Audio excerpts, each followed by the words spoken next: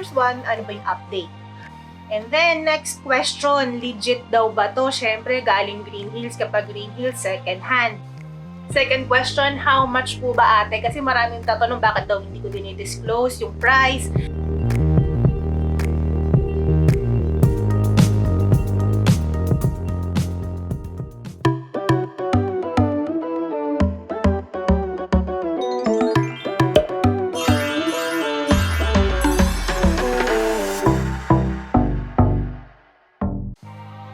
Hi everyone, this is Rain and welcome back to my channel. So for today's video, alam ko marami sa inyo nagre-request na mag-update ako after 3 months kung ano ang naging experience ko doon sa iPhone na binili ko from Green Hills. So if you wanted to know more kung anong naging experience ko, just stay tuned. At kung hindi ka pa nakasubscribe sa channel ko, just click the subscribe button and push that notification bell para updated ka sa mga latest videos ko. Let's go! Okay guys, so ito na nga. Ito yung phone na nabili ko. Ito yung iPhone 11 na nabili ko sa Green Hills.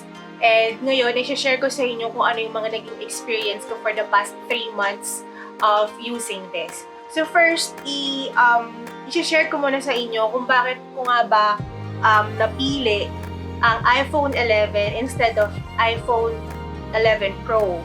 First, ang difference lang naman nilang, major difference lang nila is yung zoom capability.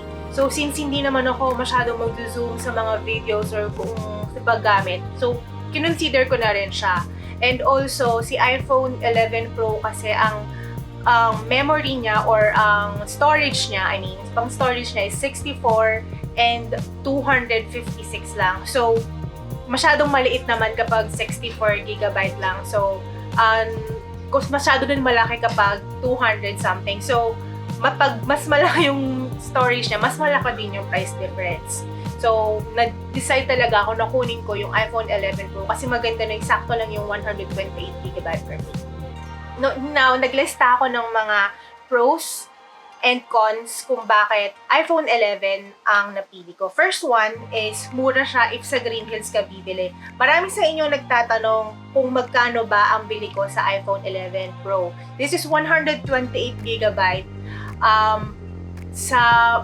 Before ako tumingin or bumili sa mga kiosk lang dun sa Green Hills, syempre, nagtingin-tingin muna ako sa mga authorized resellers na nandoon sa Green Hills. And the price range is napakalaki talaga yung difference compared sa mga kiosk or sa mga stalls na nandoon. Sa mga authorized resellers, nag-range siya from 48,000 to 50,000 yung 128GB. And then, sa mga stalls, ang bili ko lang dito kay Ate Fi is 43,000 lang. So, ang laki ng difference niya from 5 to 8K ang difference. Sunod is, nagustuhan ko is 128GB na siya. Kasi yung 64, like what I said earlier, 64 masyadong maliit kapag Pro and yung 256 masyado naman siya malaki. And mas mahal nga siya kapag mas malaki yung storage, yung memory niya. So, itong 128 is enough for me.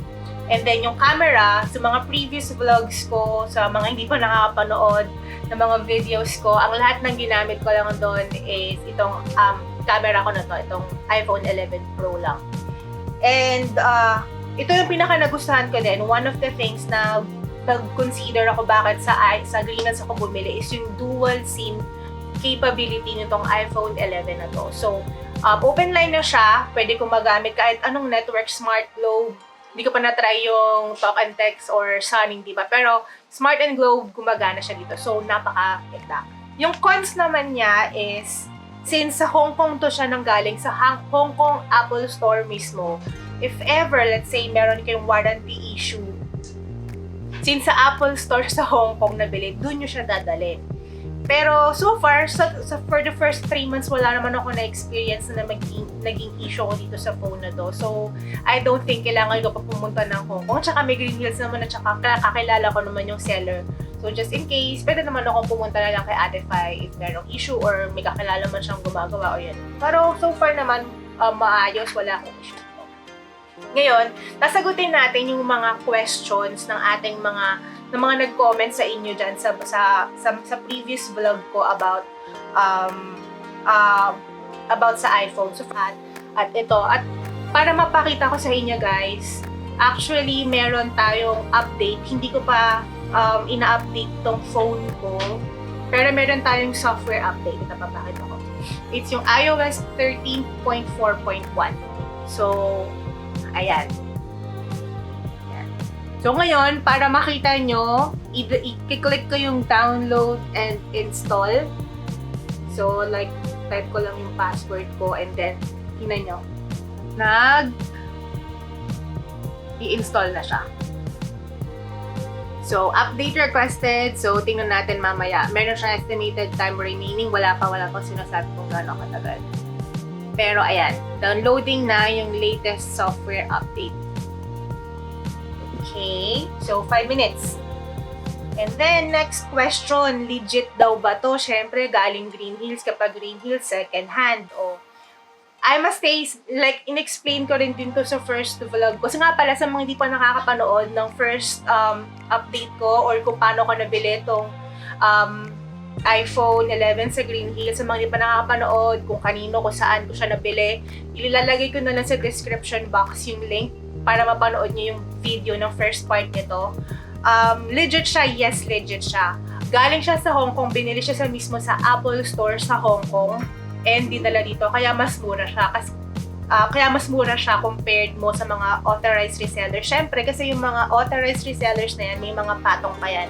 Kaya medyo mahal talaga siya. Pero legit siya. Second question, how much po ba ate? Kasi maraming tatanong bakit daw hindi ko dinidisclose yung price.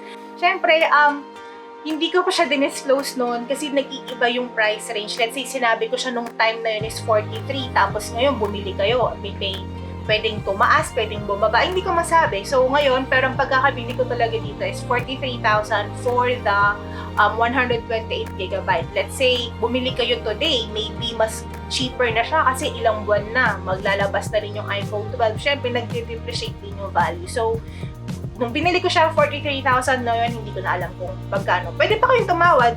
Siguro kung bibigyan kayo ng discount, pwede naman yun, di ba?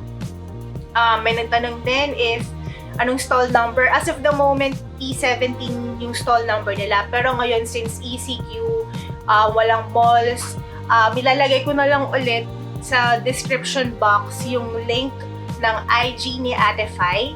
If meron kayong mga inquiries sa kanya, alam ko meron din siya mga second-hand phones. Pwede kayong magtanong. I can guarantee na legit lahat ng mga binibenta niya. So, check nyo na lang sa kanya. Magtanong kayo sa kanya, manghikay ng discount. Pwede naman yun. Saan nabili? Sa Green Hills to, as of the moment, yung from the previous na napunta namin, P17, pero ngayon hindi ko na alam if ever magbago yun, diba? Syempre, mag-open ng Green Hills, hindi naman natin alam kung kailan siya mag-open or magkakaroon man ng reshuffle dun sa loob. Mas maganda, check nyo si Ate Fai kung ano yung stall number niya na. May purple daw bang variant? Nung bumili ako, parang wala atang purple. Pero, mas maganda talagang tanongin natin yung seller kung meron na. Pero of course, meron din talagang purple variant. Alam ko mas marami ang may gusto ng purple variant. Pero kasi black yung kinuha ko eh. Yung mga pre-love phones daw ba, legit daw ba yun?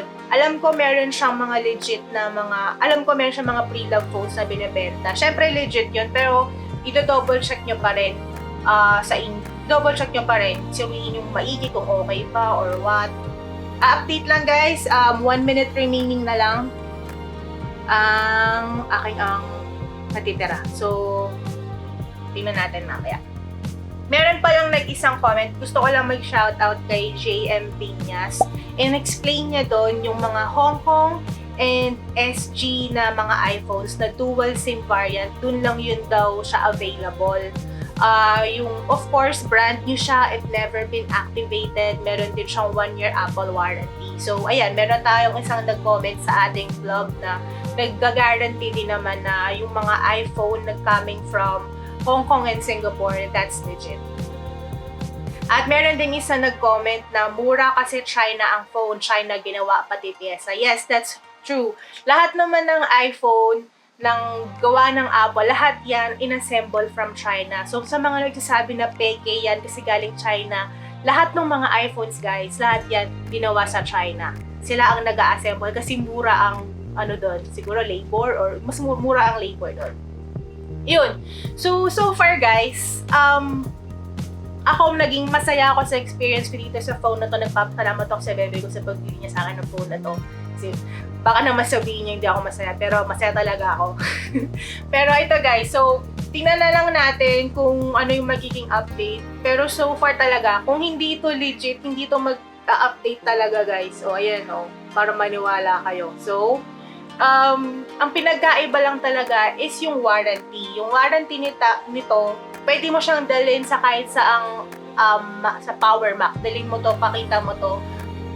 Nire-recognize yung serial number nito ni Apple. Yun nga lang nga kasi galing siyang Hong Kong, direkta sa Apple Store, not sa mga authorized resellers like Power Mac, Beyond the Box. Yun kasi mga authorized resellers yun sila na may patong. Pero kung ako sa inyo, okay naman yung sa mga galing sa Green Hills eh. Siyempre, may takot lang tayo na baka second hand yan or what. Meron namang ways para ma-test mo or ma-check mo yung serial number if activated na siya or hindi.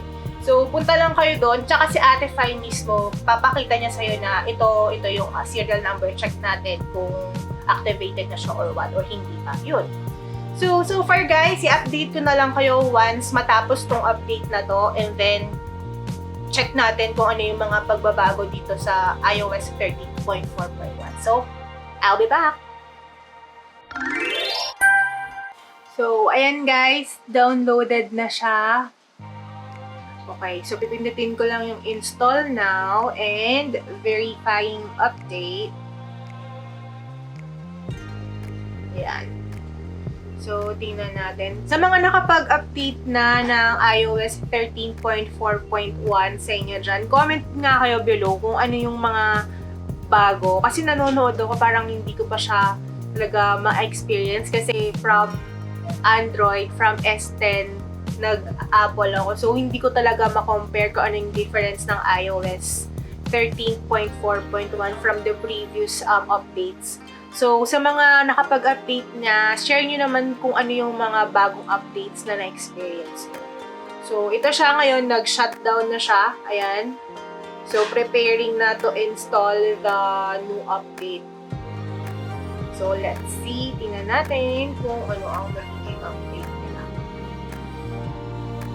At saka sa mga bibili sa inyo, share nyo naman kung sa mga hindi nakabili sa ibang mga store kayo bumili, sino ba yung mga naging seller nyo, share nyo naman kung ano yung mga experience nyo. Pero ano mga tips nyo din sa iPhone. Kasi from Android to iPhone din ako. Ang tagal ko na rin since the last time na nag-iPhone ako. So, ngayon lang ako ulit bumalik. So far, na-enjoy ko siya. Masaya naman na experience ng iPhone. And ang ganda ng camera niya. Try nyo yung portrait mode. Ang lakas makaganda ng kuha doon. So, kung mahilig kayo, katulad kung mahilig nang mag-selfie, try nyo yung portrait mode. So far ito, balikan ko kayo after ng matapos tong update. A few moments later. Okay guys, so ito, tapos na ang ating update. So, pag open nyo ng phone, ito na agad ang bubungad sa inyo. Your iPhone has been updated to iOS 13.4.1. Okay. So, tingnan natin. Lagay ko lang aking password. Ayan, guys. Ayan. So, ayan, may bago na siya. Updated na ang ating iOS. Balik tayo sa ating setting, software update. Let's see. Ayan. Your software is up to date. Okay. Ayan. So, ito na po, nag-update na tayo ng ating experience after 3 months of using the iPhone na binili natin sa Green Hills. Okay, ayan guys. So, updated na ang ating phone. And if you enjoyed the video, just click the like button and subscribe to my channel. Thanks for watching!